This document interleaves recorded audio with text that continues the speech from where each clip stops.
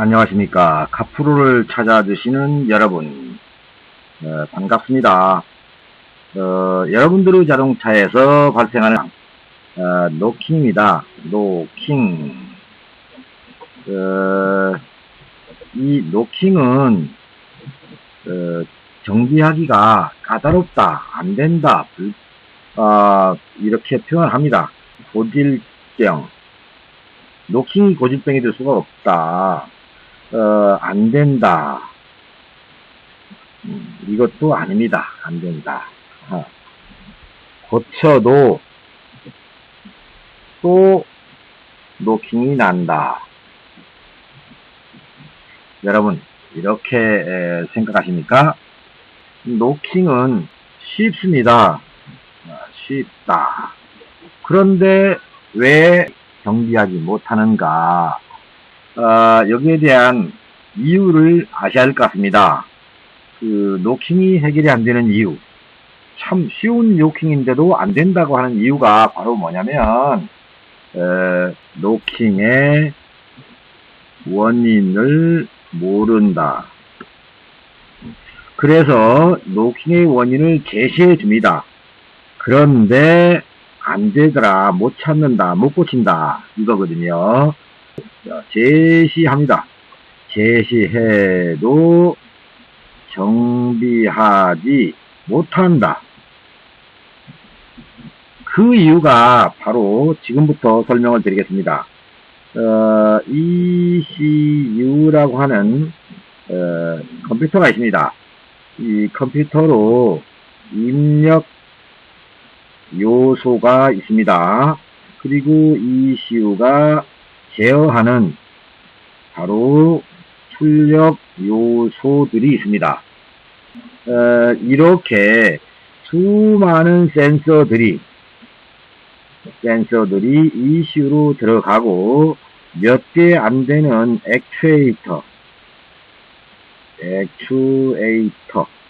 액추에이팅 제어를 하지만 정비가 안 되는 이유. 여러분들이 가장 또 궁금해하는 내용 중에 하나가 급발진이 있습니다. 급발진. 이 급발진도 위와 같은 이런 논리의 기술 가지고는 찾아낼 수 없다. 당연히 자주 발생하는 노킹도 해결하지 못하는 이유가 되는 겁니다. 자, 노킹 정비의 불가. ECU와 입력 센서, 그 다음에 제어, 이런 관계들을 가지고 정비 불가의 이유, 그런 겁니다. 자, 어떤 센서가 있습니다. 예를 들어서 TPS가 있습니다. 이 TPS의 기준값, 자, 이것을 모른다는 겁니다. 모른다. 다시 에어프 센서의 기준값, 이것도 모른다. 냉각수 온도 센서의 기준값도 모른다. 이렇게 모르는 값이 ECU로 들어갔을 때 어떻게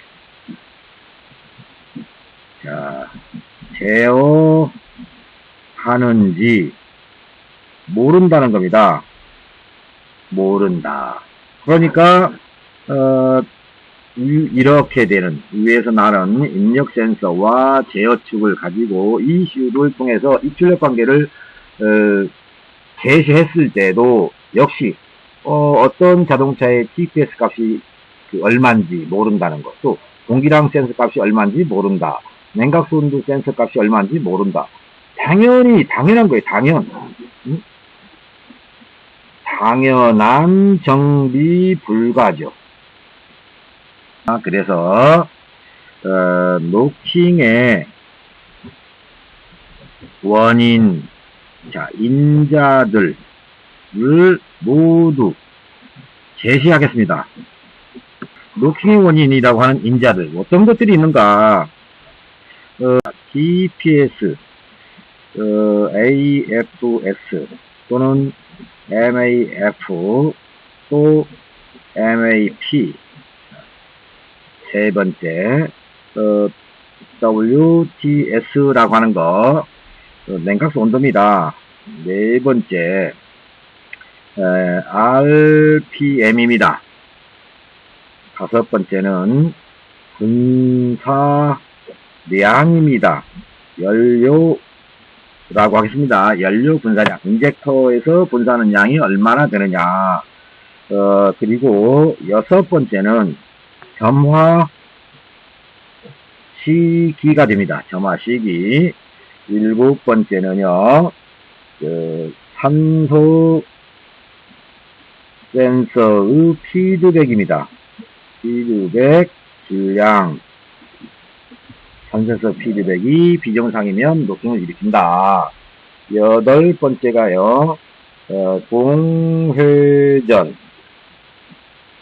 조절 장치라고 합니다.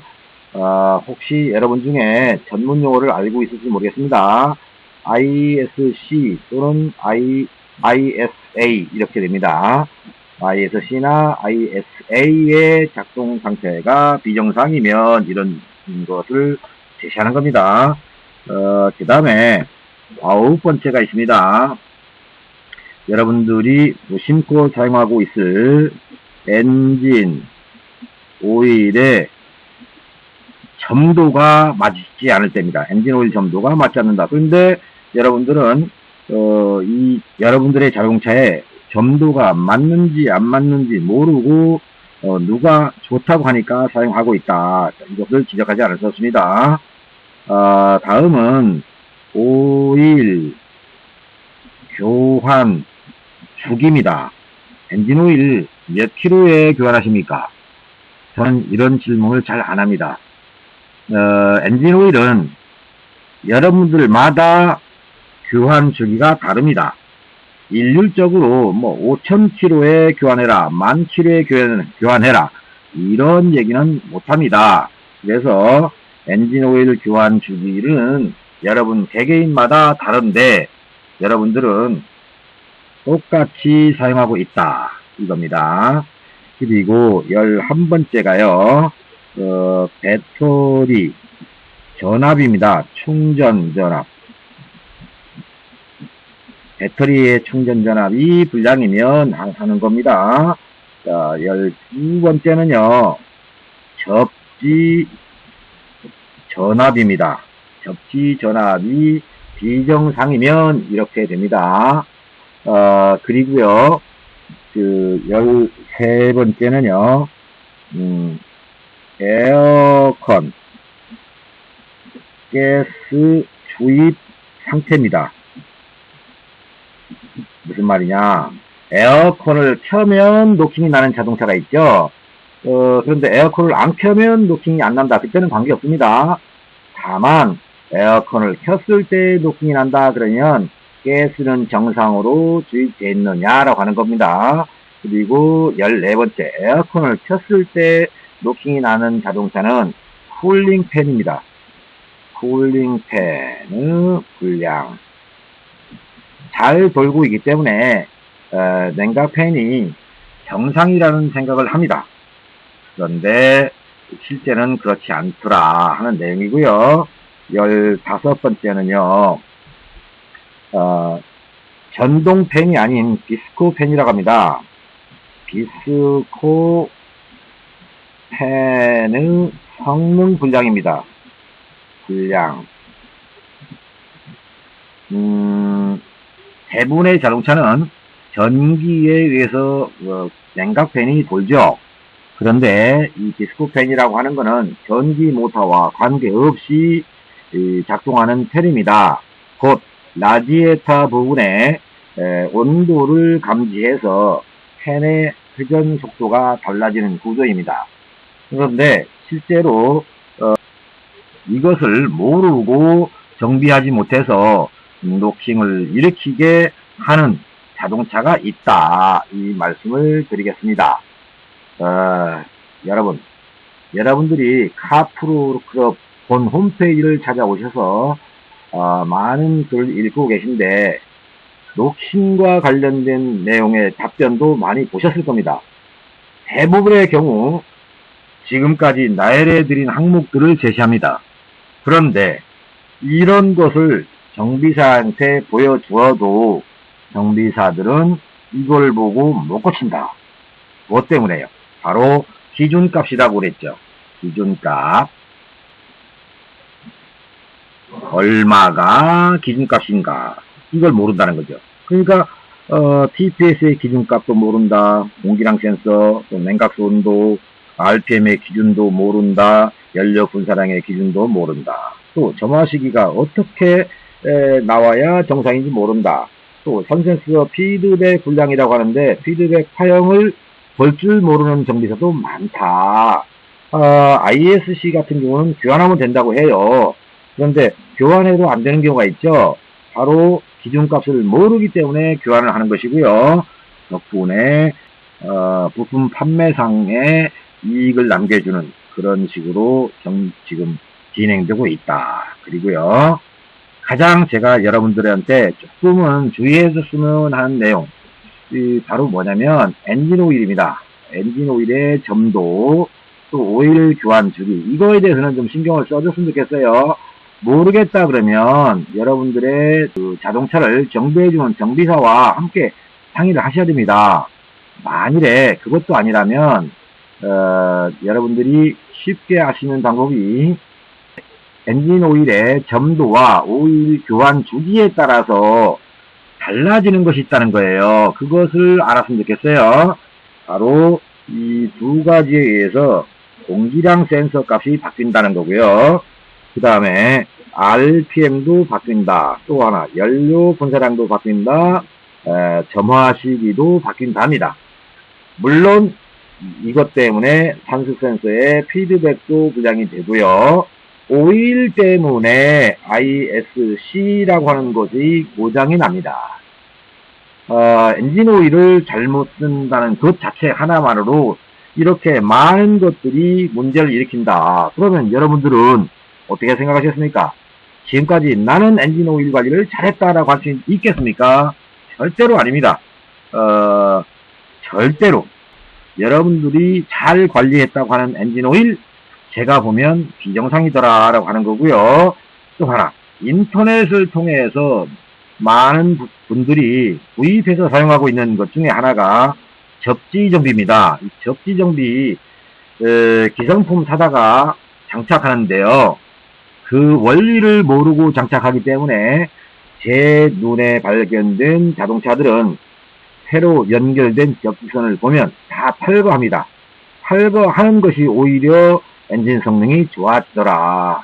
이 말씀을 드리고요. 또 하나 여러분들 자동차에서 에어컨 냄새 납니까? 에어컨 냄새 안 납니까? 여러분들의 자동차 대부분 에어컨에서 냄새가 납니다. 이 냄새가 나는 것이 곧 가스 주입 상태가 불량이기 때문에 그렇습니다. 여러분들은 혹시 에바포레이터의 오염 때문에 냄새가 나는 줄 아시겠지만 시골길을 운행하는 특히 시골에서도 야밤에 운행하는 경우가 아니면 에어컨에서는 냄새가 날 수 없습니다. 먼지가 끼었다고 또 박테리아가 서식했다고 냄새가 난 줄 아는데요. 사실은 안 그렇습니다. 에어컨 가스 주입을 잘하면 역시 노킹과 거리가 멀어진다. 이 말씀을 드리고요. 쿨링팬의 분량은 이게 팬이 안 돌아야 분량으로 아는데요. 사실은 쿨링팬 분량도 많습니다. 다만 정상적으로 회전하고 있는지 비정상으로 회전하고 있는지 그것을 모른다는 거죠. 그것을 모르는 정비사한테 여러분들의 자동차를 맡겼으니까 당연히 정비가 안 되는 것이고요. 또 하나 이 디스코팬의 성능 진단을 할 줄 모른다. 이렇게 디스코팬의 불량이 났을 경우에요. 검사를 들어가면 낙스라고 하죠.